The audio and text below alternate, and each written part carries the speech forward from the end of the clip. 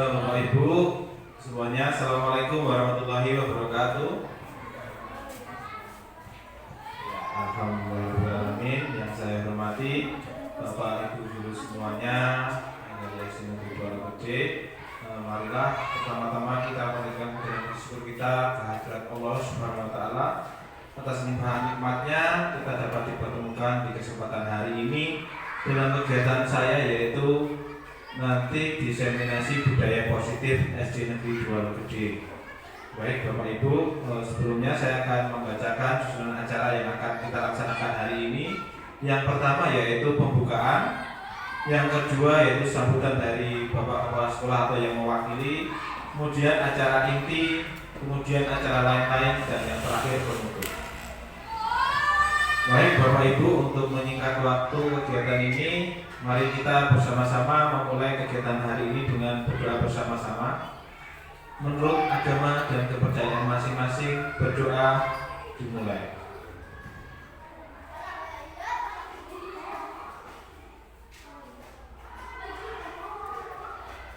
Berdoa selesai. Baik, dilanjutkan dengan acara yang kedua, sambutan dari perwakilan Bapak Ibu guru di sini. Monggo kepada Ibu Yeti Surya Dewi dipersilakan. Assalamualaikum warahmatullahi wabarakatuh. Yang saya hormati Bapak Ibu guru SD Negeri Dua Gede, mohon maaf Bapak Kepala Sekolah pada kesempatan ini ada kegiatan rapat di luar sehingga saya diminta beliau untuk mewakili sambutan. Bapak Ibu yang berbahagia, marilah pertama-tama kita panjatkan syukur kita kepada Allah Subhanahu Wa Taala di mana pada kesempatan hari ini kita masih diberikan kesehatan dan kesempatan sehingga dapat berkumpul di kegiatan kali ini. Bapak Ibu yang saya hormati, pada kesempatan ini Bapak Septian Kurnianto akan melakukan sosialisasi terkait budaya positif yang ada di sekolah. Semoga kegiatan Bapak Septian Kurnianto ini dapat memberikan dampak yang positif untuk kita semua, khususnya kita sebagai guru, agar dapat mewujudkan lingkungan positif di kelas kita maupun di sekolah kita, sehingga sekolah kita akan lebih maju dan lebih nyaman ke depannya. Bapak Ibu yang berbahagia, semoga kegiatan Pak Septian Kurnianto dalam melaksanakan pendidikan guru penggerak dapat berjalan dengan baik dan lancar, dan dapat melaksanakan semua tugas-tugasnya, baik tugas sebagai guru maupun sebagai calon guru penggerak. Mungkin itu saja yang dapat saya sampaikan mewakili Bapak Kepala Sekolah. Apabila banyak kekurangan, saya mohon maaf yang sebesar-besarnya. Wassalamualaikum warahmatullahi wabarakatuh. Baik, terima kasih atas sambutan yang telah diberikan. Langsung saja Bapak Ibu, saya akan mensosialisasikan tentang budaya positif di SD Negeri Dua Gede. Hal ini terkait dengan pengalaman saya mendapatkan materi budaya positif di pendidikan guru penggerak. Nah, topik yang akan kita bahas hari ini adalah disiplin positif, kemudian nilai-nilai kebajikan universal, teori motivasi, hukuman, penghargaan, restitusi, kemudian ada keyakinan kelas, kemudian ada kebutuhan dasar manusia dan berkualitas, kemudian ada posisi kontrol, dan yang terakhir segitiga restitusi.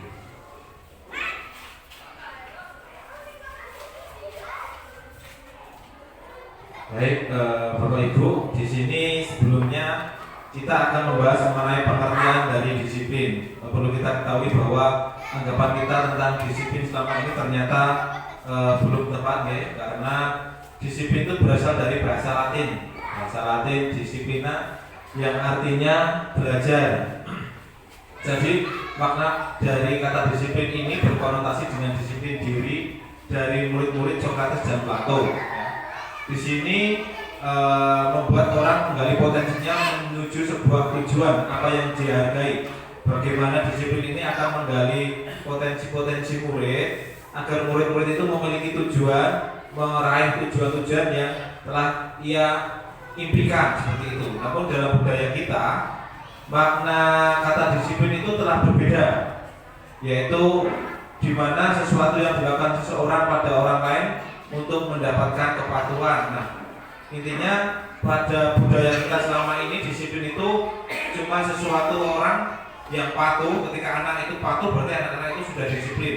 Ketika anak-anak itu sudah melaksanakan tata tertib berarti anak-anak itu sudah disiplin. Ternyata disiplin itu pengertiannya adalah bagaimana orang itu menggali potensinya menuju sebuah tujuan apa yang dia hargai, seperti itu. Nah, kemudian di sini kita pelajari tentang nilai-nilai kebajikan universal.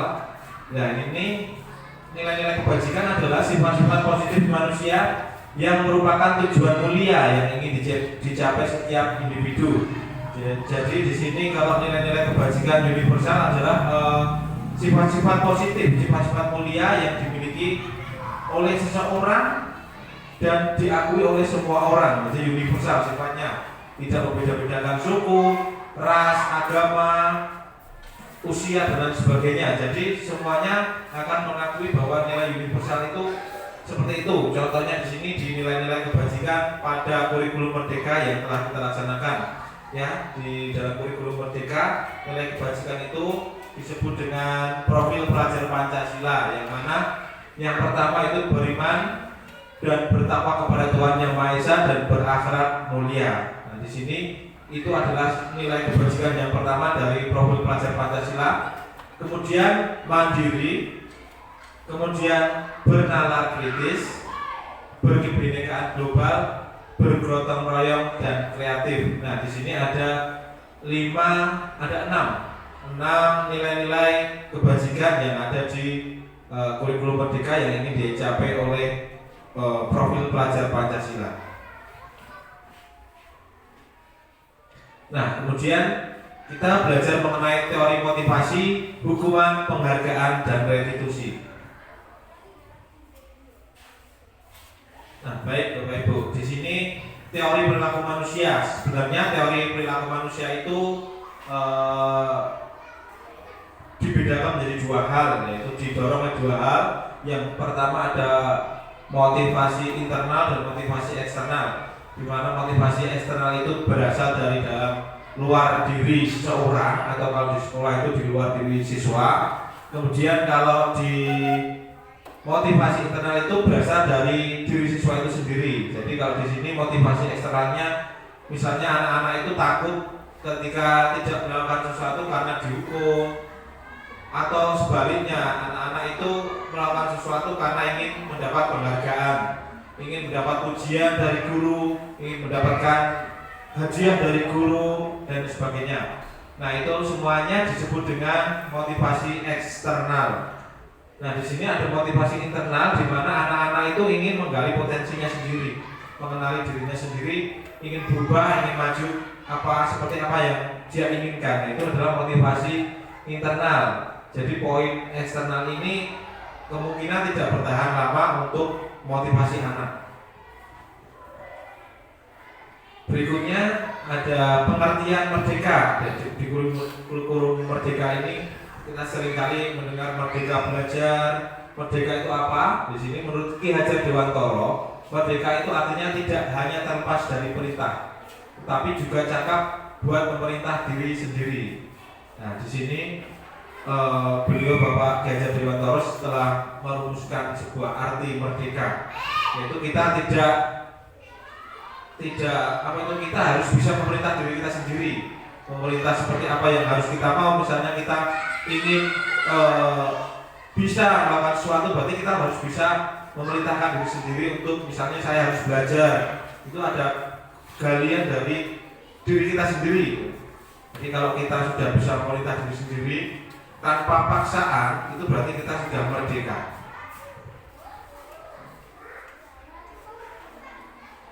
Nah, di sini di motivasi eksternal tadi ada beberapa hal yang menyebabkan perilaku manusia. Yang pertama adalah dihukum tadi. Dihukum ini sifatnya sementara, jadi dihukum oleh penghargaan, bahwa penghargaan sama dengan hukuman. Nah, dalam arti meminta atau membujuk seseorang melakukan sesuatu untuk memenuhi suatu tujuan tertentu dari orang yang meminta.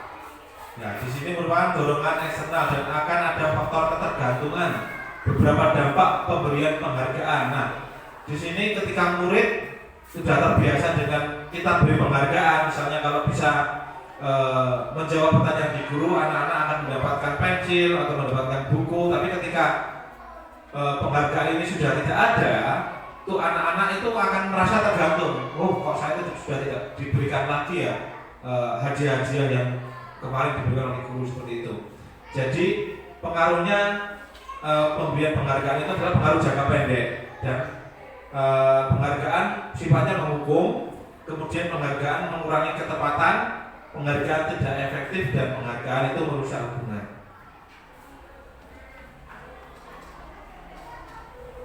Nah, di sini dihukum oleh penghargaan tadi, penghargaan itu menurunkan kualitas, di mana penghargaan mematikan kreativitas, dan penghargaan mengurangi motivasi intrinsik.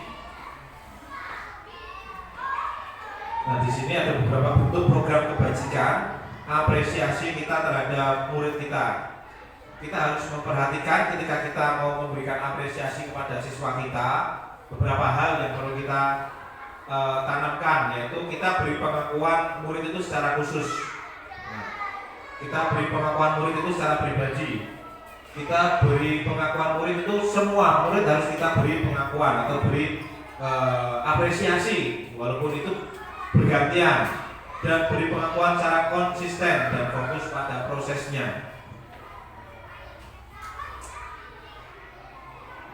Contoh pengakuan atau apresiasi kebajikan. Di situ ketika murid-murid itu menolong teman murid baru di kelas yang baru ini, misalnya kita akan memberikan apresiasi pada murid itu, kita berikan contoh kalimatnya. Kemarin saya perhatikan Dek Zahra sudah mau membantu teman-teman, gitu kan? Berarti itu sudah merupakan contoh apresiasi bajikan di nilai rasa empati, Nah, untuk dinilai kebajikan kepedulian itu ketika anak-anak membantu teman-teman di tugas kelompok. Nah, kita bisa berikan penghargaan kepada mereka, apresiasi kepada mereka, bahwa ketika saya menghargai pendapat Mbak Zahra karena sudah bisa membantu teman-temannya dalam melakukan diskusi, seperti itu misalnya ya. Dan yang terakhir, dinilai kebajikan rasa tanggung jawab itu ketika anak-anak memungut sampah-sampah kertas berserakan di lantai, kita beri apresiasi. Nah, terima kasih kepada Cik Zahra karena sudah mau membersihkan kelas ini dan mau membuang sampah pada tempatnya, seperti itu. Contoh-contoh kalimat-kalimat untuk membuka apresiasi pada siswa.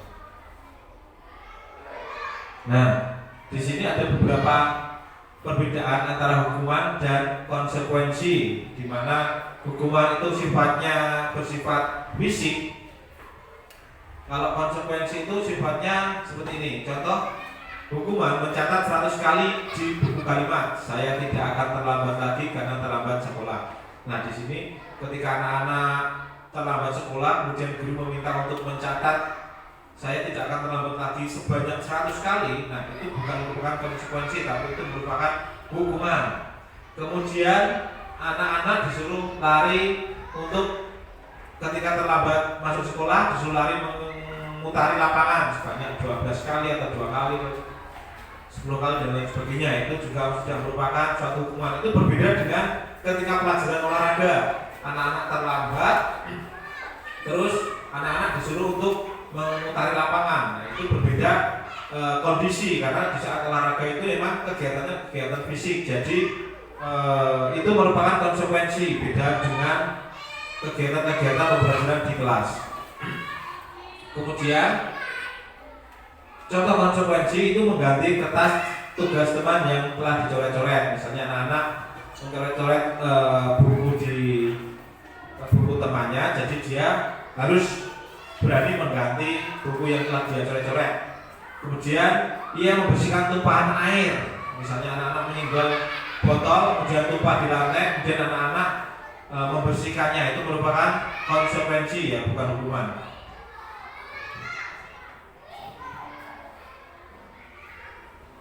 Nah, di sini perbedaan hukuman dan konsekuensi itu, hukuman adalah sesuatu hal yang menyakitkan dan harus terjadi. Kalau konsekuensi adalah sesuatu yang harus terjadi dan belum tentu meyakinkan. Kemudian kalau hukuman itu membuat anak sakit hati, kemudian jangka waktunya lama juga ketika anak-anak kita beri hukuman, misalnya suruh push up 100 kali, kemudian mungkin dalam saat itu sampai dia besar, sampai tua pun dia masih ingat tentang hukuman yang telah dia terima. Oh, saya dulu sudah cukup sama bapak itu. Jadi ketika bertemu di jalan mungkin juga nggak mau menyapa karena mungkin ada rasa sakit hati kepada guru tersebut. Itu mungkin karena faktor hukuman yang telah diberikan. Kemudian hukuman itu sifatnya paksaan, mendorong anak menyakiti diri sendiri. Kemudian ini adalah konsep diri yang buruk. Kemudian anak belajar untuk menyembunyikan kesalahan. Jadi di sini kesalahan itu malah anak-anak itu takut.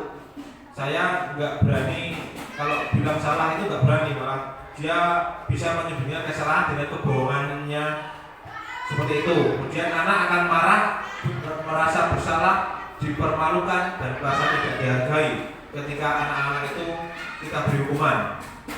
Berbeda dengan konsekuensi itu akan membuat anak merasa tidak nyaman dalam jangka waktu yang pendek. Kemudian anak akan menghargai disiplin. Kemudian di situ ada stimulus dari guru, kemudian anak memberikan tanggapan, kemudian mendorong anak agar mudah menyesuaikan diri. Konsep diri yang baik, anak belajar untuk mematuhi peraturan dan tidak menyembunyikan kesalahan. Anak berarti belajar untuk mematuhi peraturan, dan anak memang dibuat untuk tidak nyaman, tapi dalam waktu yang sementara atau tidak lama. Nah, kemudian kita belajar mengenai restitusi, di mana restitusi itu adalah proses menciptakan kondisi bagi murid untuk memperbaiki kesalahan mereka, sehingga mereka bisa kembali pada kelompok mereka dengan karakter yang lebih kuat. Nah, di sini restitusi ini adalah proses yang kolaboratif antara guru dan murid untuk mencari solusi. Ya, di sini ada beberapa tahap-tahapan yang harus guru lalui untuk melakukan restitusi ini. Nanti akan kita bahas mengenai tahapan-tahapannya. Karena ketika restitusi ini kita harus tahu apa yang guru ucapkan, apa yang guru itu memancing murid agar bisa mencari solusinya sendiri. Jadi ini bukan untuk menghakimi murid, tetapi untuk meminta murid untuk sadar akan kesalahannya dan bisa memperbaiki kesalahannya tersebut.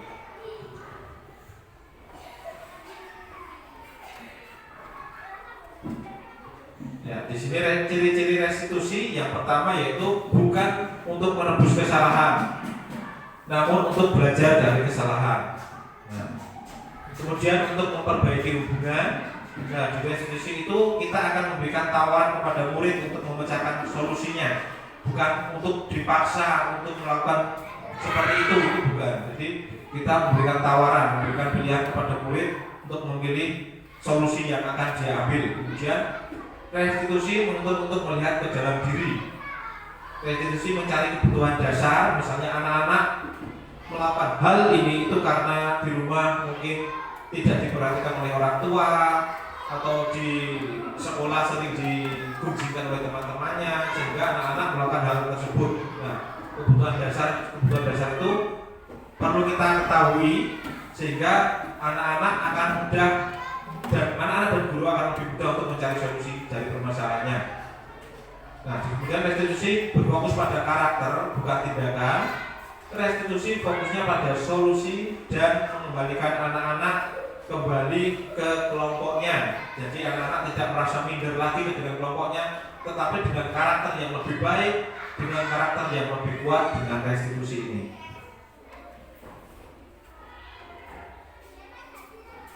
Nah, kemudian keyakinan kelas. Di sini ada video sedikit mengenai keyakinan kelas.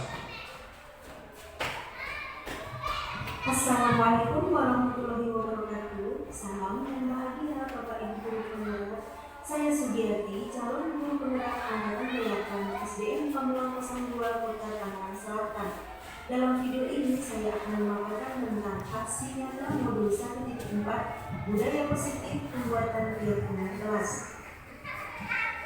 Contoh beberapa dokumen dalam proses pembuatan keyakinan kelas ini antara lain bertujuan menumbuhkan motivasi internal dalam pelaksanaan budaya positif, menciptakan suasana belajar yang nyaman, membiasakan disiplin dan tanggung jawab pada diri murid, dan menciptakan pribadi yang berkarakter, mandiri, dan bertanggung jawab.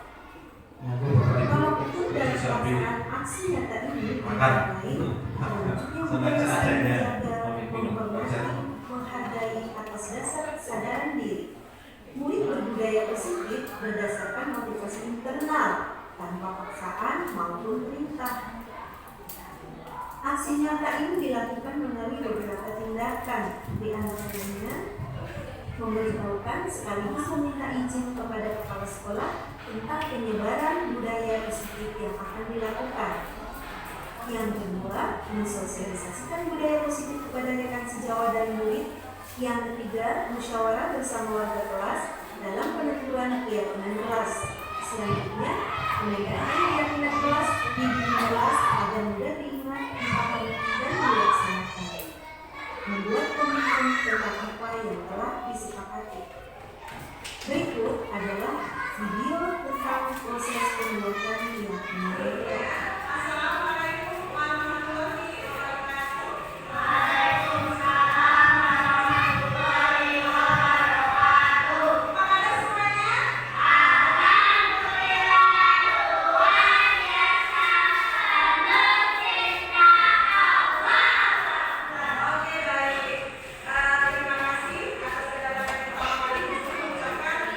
Selamat jalan semuanya.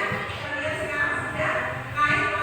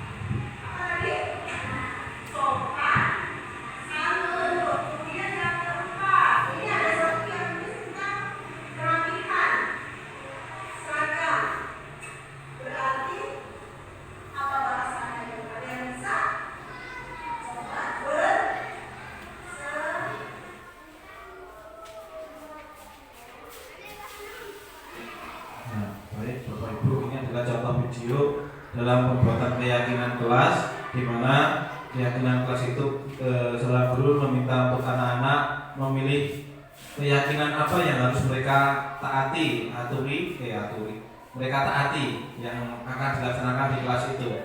Kemudian guru merubahnya dari kalimat-kalimat misalnya tadi jangan berlari-lari di dalam kelas diganti dengan berjalan dengan baik di dalam kelas. Jadi kata-katanya diganti kata-kata yang positif.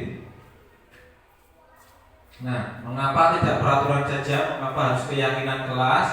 Nah, karena di keyakinan kelas ini mendukung motivasi intrinsik dari siswa, yang mana kembali ke nilai-nilai atau keyakinan yang lebih menggerakkan seseorang dibanding dengan mengikuti serangkaian peraturan-peraturan seperti itu. Biasanya anak-anak itu akan lebih memperhatikan keyakinan-keyakinan kelas yang dipajang di dinding kelas mereka daripada peraturan-peraturan sekolah yang biasanya dipajang di depan depan kantor gitu kan. Jadi anak-anak lebih memiliki motivasi untuk melakukan perubahan, menaati aturan itu, apalagi yang membuat keyakinan itu adalah anak-anak itu sendiri.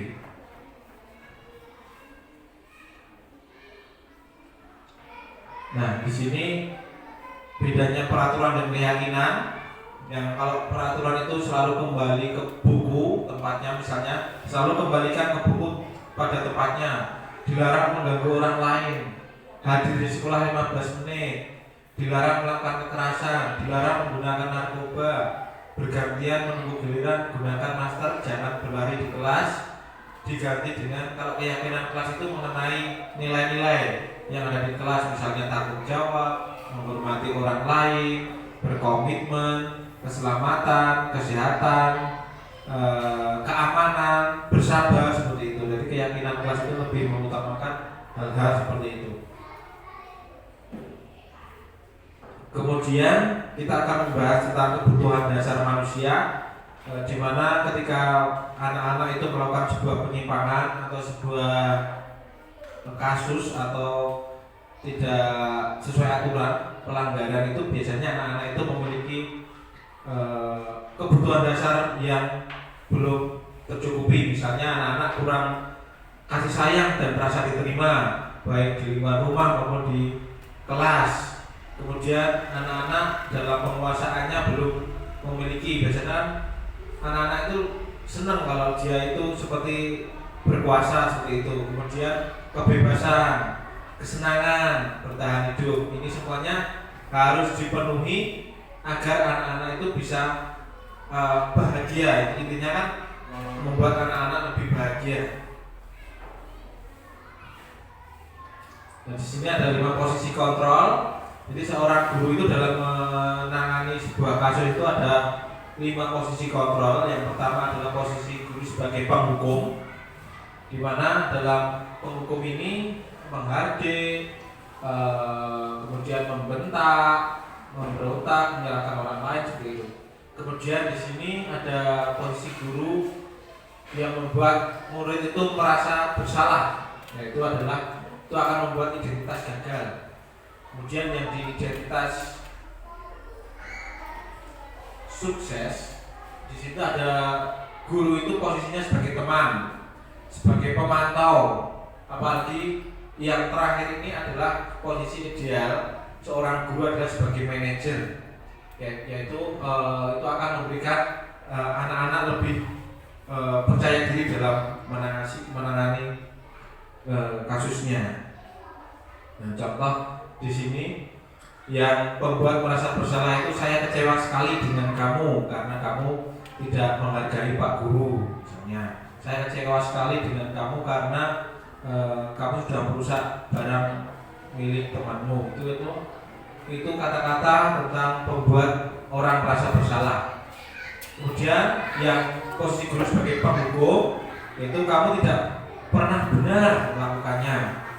Seharusnya itu kamu seperti ini, seperti itu. Kemudian kalau yang teman, ayolah lakukan demi Bapak. Gitu. Kalau teman itu ada kata-kata ayolah. Seperti ke teman-teman, ayolah kita bermain bersama, ayolah kita Inilah lakukan dari Bapak agar kamu juga sukses nantinya. Kemudian di sini posisi guru sebagai pemantau, yaitu apakah kamu mau mendapat stiker bintang hari ini, ya, diberikan kayak seperti penghargaan. Apakah kamu mau mendapatkan pujian hari ini, mendapat hadiah hari ini, seperti itu. Kemudian posisi sebagai manajer, yaitu bagaimana kamu bisa menyelesaikan masalah ini.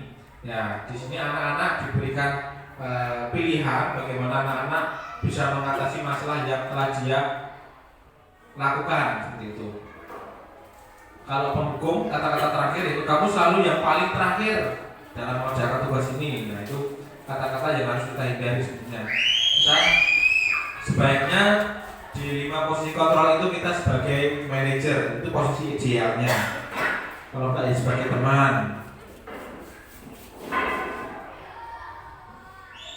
Nah, kemudian segitiga restitusi.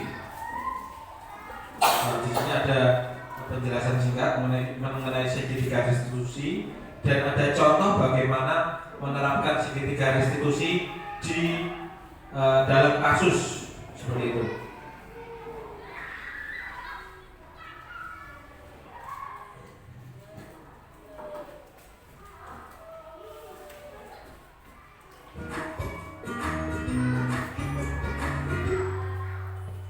Salam dan bahagia Ibu dan Bapak guru hebat. Pada video kali ini kita akan membahas tentang salah satu program disiplin positif yang diterapkan di lingkungan sekolah yang dikenal dengan nama restitusi.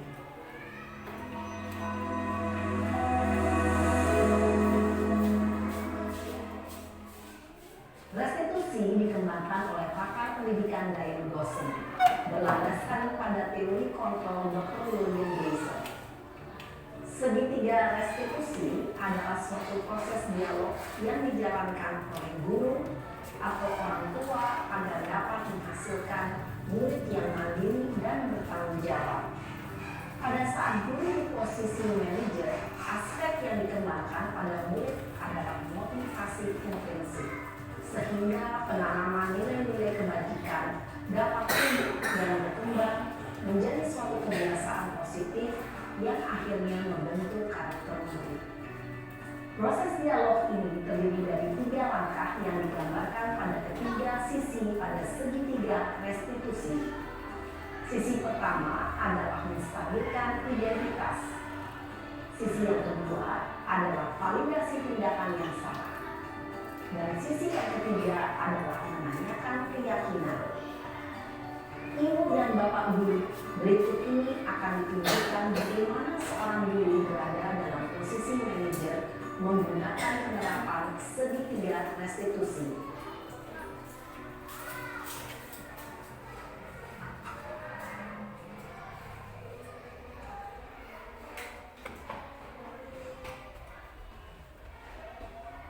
Siang Sarah.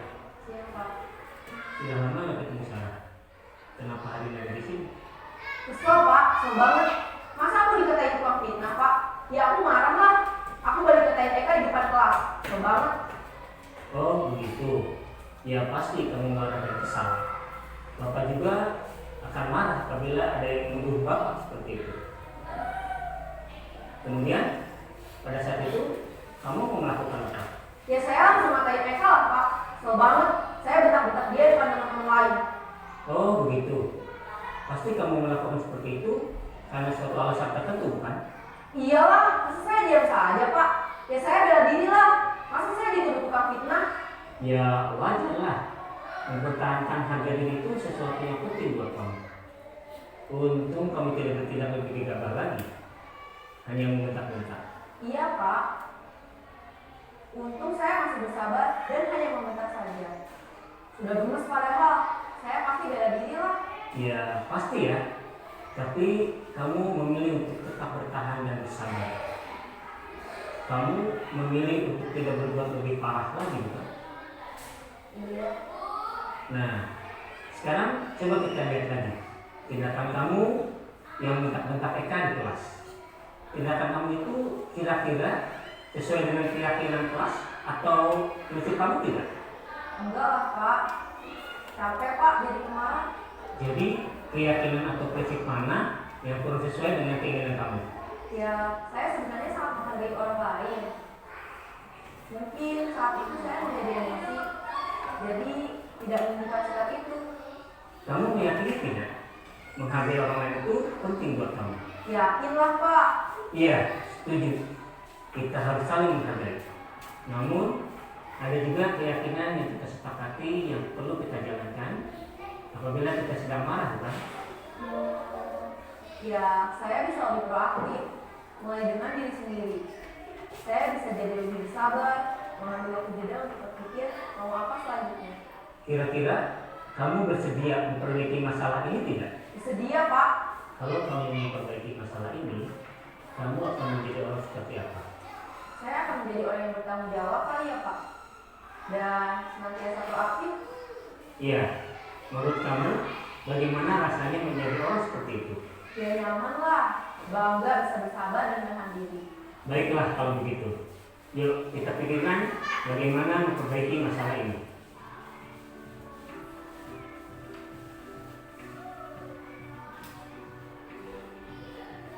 Ibu dan Bapak guru hebat. Baru saja kita menyaksikan contoh bagaimana seorang guru berada dalam posisi manajer menggunakan penerapan segitiga restitusi. Mari kita bahas satu persatu. Pada sisi pertama, menstabilkan identitas berdasarkan pada prinsip bahwa membuat kesalahan adalah bagian dari proses pembelajaran. Sisi pertama dari segitiga ini berperan menggeser identitas murid dari identitas gagal ke identitas sukses. Murid yang sedang bertingkah laku yang tidak pantas atau menarik diri saat itu sedang mengalami identitas gagal. Bila kita mengkritiknya, maka posisinya tidak akan berubah. Kita bisa mengajukan pernyataan-pernyataan ini. 1. Membuat kesalahan sesuatu yang wajar. 2. Manusia tidak ada yang sempurna. 3. Kita bisa memperbaiki masalah ini. 4. Saya tidak menanyakan kesalahannya. Saya lebih fokus bagaimana memperbaiki masalah ini. 5. Apakah saat ini kamu tengah menjadi orang yang baik untuk dirimu sendiri? Pada sisi kedua, validasi tindakan yang salah berlandaskan pada prinsip bahwa setiap perilaku berupaya memenuhi suatu kebutuhan tertentu. Guru yang telah memahami teori kontrol akan bergeser dari pemikiran stimulus respon menjadi proaktif dan mencoba untuk mengenali tujuan dari perilaku murid. Mengenali dan mengakui kebutuhan murid ini dapat memperbaiki hubungan dengan murid tersebut. Pernyataan atau pertanyaan bisa disampaikan dengan nada suara tidak menghakimi atau memojokkan, sehingga dapat mengembalikan murid pada posisi positif. 1. Kamu bisa saja bertindak lebih gegabah lagi dari ini. 2. Kamu bukan melakukannya tanpa suatu alasan tertentu. 3. Kamu melakukannya karena mempertahankan sesuatu yang penting bagimu. 4. Mungkin kamu bisa mempelajari suatu perilaku baru yang lebih efektif. Bersediakah kamu mempelajarinya? Selanjutnya, kita akan simak sisi terakhir, yaitu menanyakan keyakinan. Teori kontrol menyatakan bahwa pada dasarnya kita termotivasi secara intrinsik. Pada saat perilaku yang salah telah divalidasi dan identitas sukses telah stabil, maka murid telah siap mengaitkan keyakinan-keyakinannya dengan tindakan menjadi orang yang dituju. Pertanyaan-pertanyaan ini dapat mengaitkan keyakinan-keyakinan yang Anda miliki. 1. Sebagai keluarga atau kelas, apa yang kita yakini? 2. Nilai-nilai apa yang telah kita sepakati? 3. Seperti apa gambaran sebuah kelas yang ideal bagi kami? 4. Kamu ingin menjadi orang seperti apa?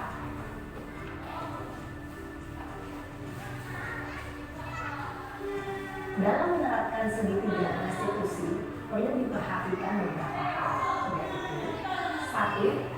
Perilaku yang salah perlu dikaitkan dengan nilai atau keyakinan yang telah disepakati atau dituju. 2. Kesediaan orang yang melakukan kesalahan untuk memperbaiki masalah. 3. Pemecahan masalah sebisa mungkin relevan atau memiliki hubungan dengan masalah yang ada. 4. Usaha. Perlu adanya suatu usaha perbaikan dari pihak yang berbuat kesalahan. 5. Waktu. Perlu didedikasikan waktu dari pihak yang berbuat kesalahan. Tanyakan kapan akan mulai diberlakukan usaha untuk memperbaiki masalah. Dengan memahami struktur penerapan segitiga restitusi, diharapkan guru dapat menerapkan posisinya sebagai manajer dengan mengajukan pertanyaan-pertanyaan bermakna yang dapat membuat murid menjadi lebih percaya diri, bertanggung jawab, dan mandiri. Nah, ibu bapak guru perlu tidaknya mengikuti ketiga tahapan dalam segitiga restitusi bergantung pada ringan beratnya suatu permasalahan. Misalnya, bila permasalahan tersebut ringan, maka tidak perlu dijalankan secara berurutan.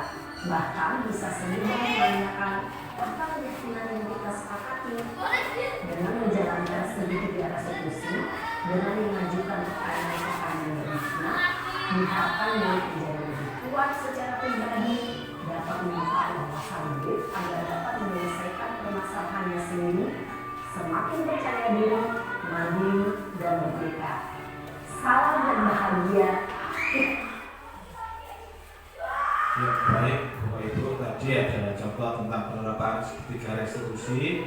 Dan saya mengulang sedikit mengenai tahapan segitiga restitusi. Yang pertama yaitu dimenstabilkan identitas, di mana di sini guru tidak lagi memberikan seperti menjatuhkan muridnya, tetapi kita harus memberikan kalimat-kalimat yang akan menstabilkan kondisi siswa agar dia menstabilkan diri sendiri.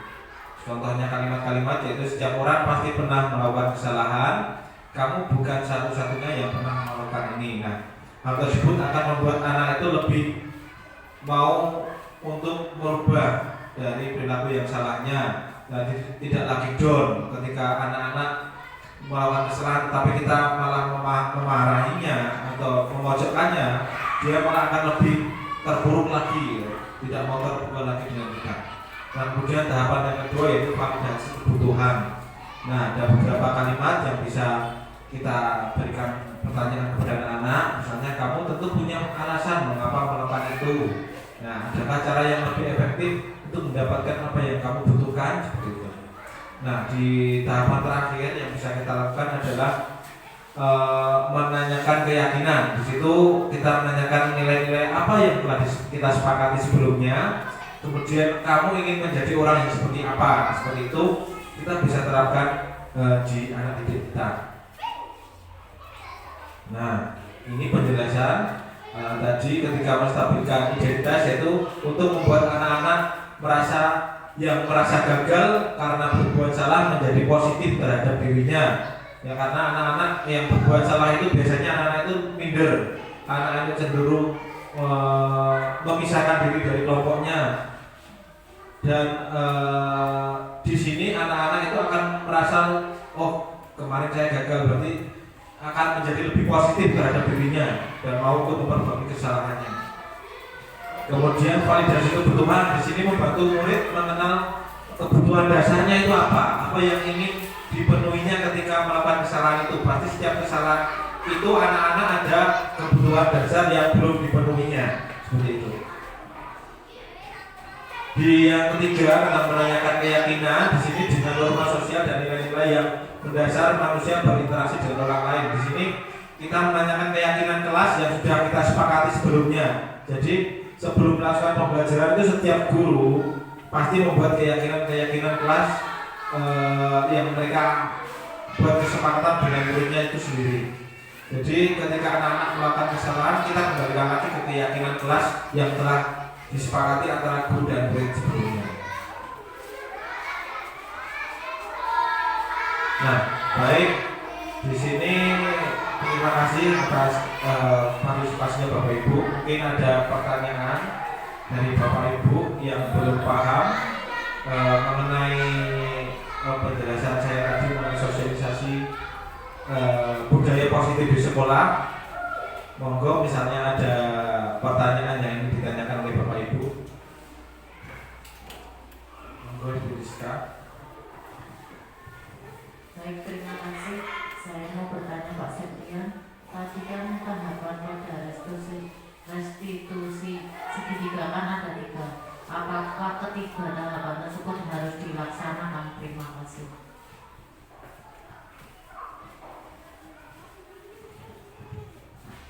Ya, baik, terima kasih atas pertanyaan yang diajukan oleh Ibu Rizka. Mengenai tahapan-tahapan yang harus dilaksanakan itu tentunya kita melihat dari kasusnya itu sendiri. Kalau kasusnya itu ringan, itu kita mungkin bisa saja cuma menanyakan keyakinan kelas yang sudah disepakati. Tapi ketika kasusnya itu berat, kita harus melewati ketiga tahapan itu, mulai dari memvalidasi menstabilkan identitas, kemudian memvalidasi tindakan, kemudian yang terakhir menanyakan keyakinan kelas. Seperti itu, Bu Rizka. Jadi sesuai dengan kasus atau permasalahan yang dihadapi oleh anak itu sendiri. Ada lagi yang mau bertanya? Bu Rustudi. Apakah segitiga restitusi itu akan lebih efektif untuk diterapkan di sekolah kita, terutama di SD? Ya, baik. Segitiga restitusi ini adalah untuk saat ini merupakan cara terbaik, mungkin ya, cara terbaik dari seorang guru untuk menempatkan dirinya sebagai manajer, di mana itu adalah posisi ideal yang membuat anak-anak itu memberikan kesempatan untuk memperbaiki kesalahannya. Jadi menurut saya sendiri untuk pada saat ini itu lebih efektif dibandingkan dengan cara-cara yang lain seperti itu. Mungkin ada lagi Bapak Ibu. Jika sudah tidak ada, saya meminta untuk refleksinya nih Bapak Ibu. Monggo untuk diisi refleksinya.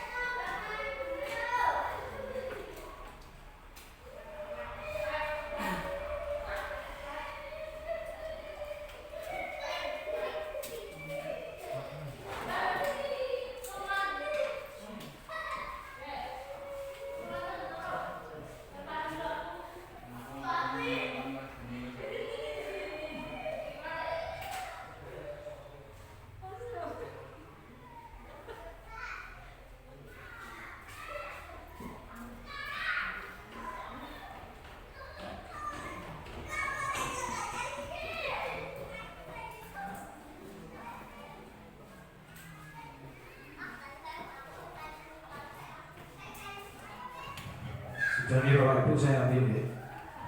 Saya tempelkan.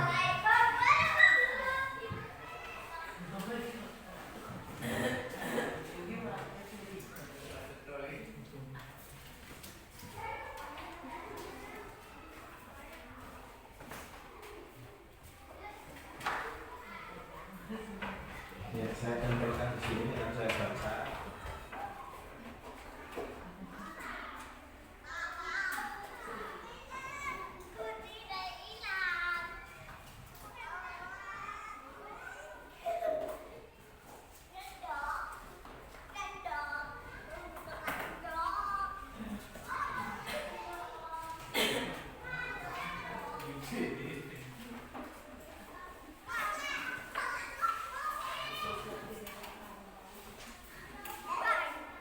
Ya, baik, akan saya bacakan. Nah, di sini saya akan bacakan yang pertama dari dia ini. Ya, baik, saya menjadi lebih paham mengenai segitiga restitusi dan bisa diterapkan. Ya, kemudian Bu Restuti, saya menjadi lebih mengerti bagaimana memposisikan diri sebagai seorang manajer, bukan sebagai penghukum dan sebagai pemberantasan bersalah lagi. Ya, kemudian dari Bu Rizka, segitiga restitusi sangat baik jika diterapkan di sekolah kita ya. Kemudian dari Bapak Sukamto, segitiga restitusi akan membuat anak memberikan solusi terhadap masalahnya sendiri sehingga anak-anak akan lebih positif lagi perilakunya ya. Dari Bu Tri Nurhayati, penerapan segitiga restitusi dan pembuatan keyakinan kelas akan membuat anak-anak lebih tertib dalam kegiatan pembelajaran. Kemudian Bu Frisa, kegiatan dan sosialisasi seperti ini lebih efektif dan akan memberikan dampak yang baik untuk guru ke depannya. Dan Pak Dana, pembuatan keyakinan kelas di awal semester sangat diperlukan lagi. Ya, baik, itu adalah refleksi dari Bapak Ibu guru semuanya. Di ibadah kita di akhir kegiatan di Bapak Ibu, apabila saya selaku memberi sosialisasi memiliki kesalahan, memiliki banyak kata yang salah, ucapan, perbuatan yang kurang berkenan di hati Bapak Ibu, saya mohon maaf yang sebesar-besarnya. Kegiatan mari kita akhiri dengan baca doa bersama-sama. Menurut agama dan kepercayaan masing-masing, berdoa dipersilakan.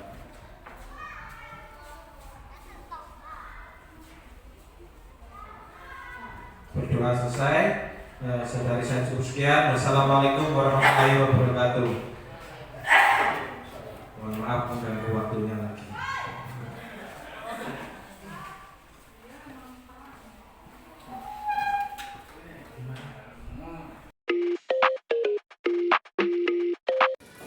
Selamat pagi anak-anak.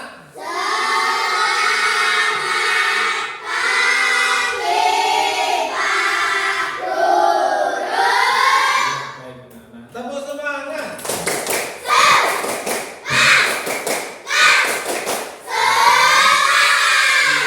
Kalian semangat sekali anak-anak. Hari ini kita akan membuat apa? Keyakinan kelas nanti kita buat agar kelas kita menjadi nyaman ya. Harus kita taati bersama ya. Oke? Siap? Anak-anak siap untuk membuat keyakinan kelas? Kita buat bersama, nanti kita tempelkan di depan.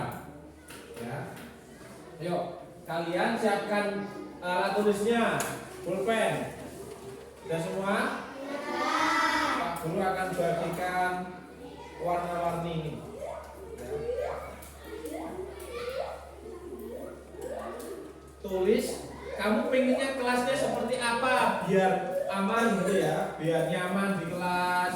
Itu pasti ada kesepakatan kelas atau bukan aturan ya, seperti keyakinan kelas, nilai-nilai yang bagus di kelas kita. Jadi kelas kita kalian harus bagaimana gitu ya, biar kalian nyaman.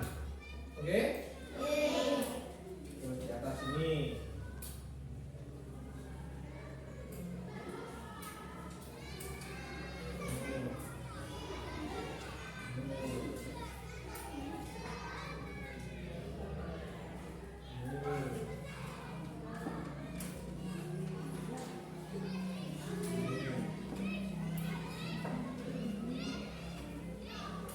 yang ditulis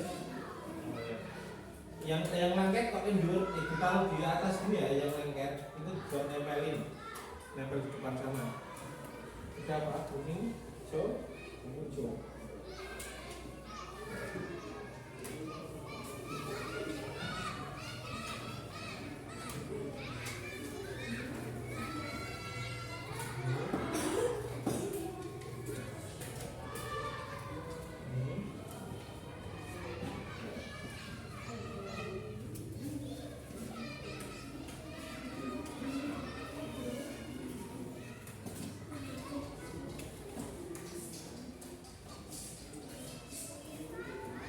Yo, pilih satu saja, tulis satu saja keyakinan kelas apa yang pengen kamu buat untuk kelas kita.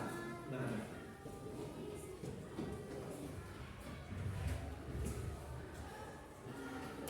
yang sudah jadi boleh ditempel di depan sini. Yang sudah jadi langsung aja tempel di depan ya.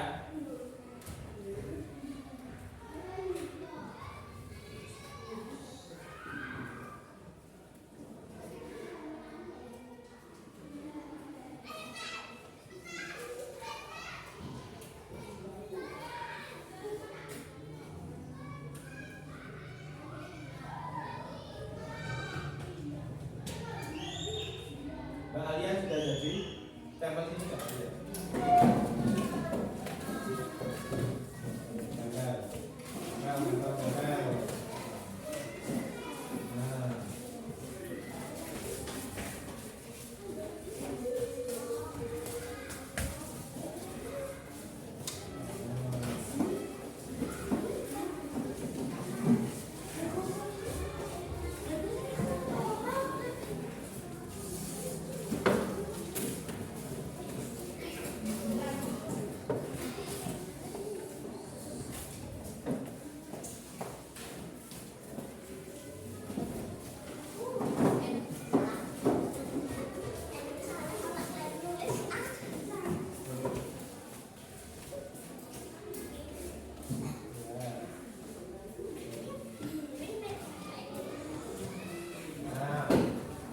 Baik anak-anak, kalian sudah membuat keyakinan kelas.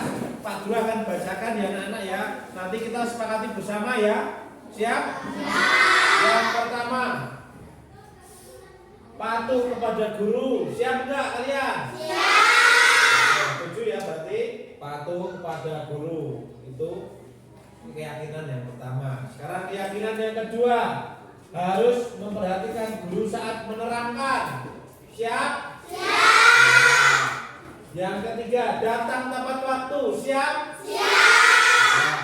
Kemudian ada 3 yang sama. Bersikap sopan, harus bersikap sopan, dan bersikap sopan berarti ini 3 ini satu aja ya. Bersikap sopan ya. Siap nggak bersikap sopan? Siap. Kemudian piket datang tepat waktu. Piket, ya piket datang tepat waktu. Siap nggak kalian? Berarti jika tidak berangkat sekolah izin. Siap? Siap. Kemudian di kelas harus aktif. Baru mengikuti pelajaran harus aktif, nggak ngantuk. Siap? Siap. Kemudian harus fokus saat pelajaran. Siap? Siap. Ya. Seragam harus lengkap. Siap? Siap. Boleh minum di kelas? Boleh? Boleh. Nah, kalau makan boleh enggak? Ya, bolehnya minum ya berarti ya. Kemudian menolong teman. Siap? Siap. Dan yang terakhir makan saat istirahat. Ya. Oke, itu tadi adalah keyakinan kelas yang sudah kita buat bersama-sama ya anak-anak ya, untuk disepakati bersama. Mari kita laksanakan selama di kelas 4 ini, kita laksanakan keyakinan kelas kita. Siap anak-anak? Siap. Ya udah, keyakinan kelas sudah kita pajang di depan. Untuk setiap harinya tolong anak-anak paling enggak dibaca keyakinan kelas agar setiap hari itu anak-anak mematuhi atau melaksanakan keyakinan kelas yang telah kita buat. Sudah ya anak-anak ya? Ya, sudah itu aja. Dari Pak Pak Bro cukup sekian. Wassalamualaikum warahmatullahi wabarakatuh.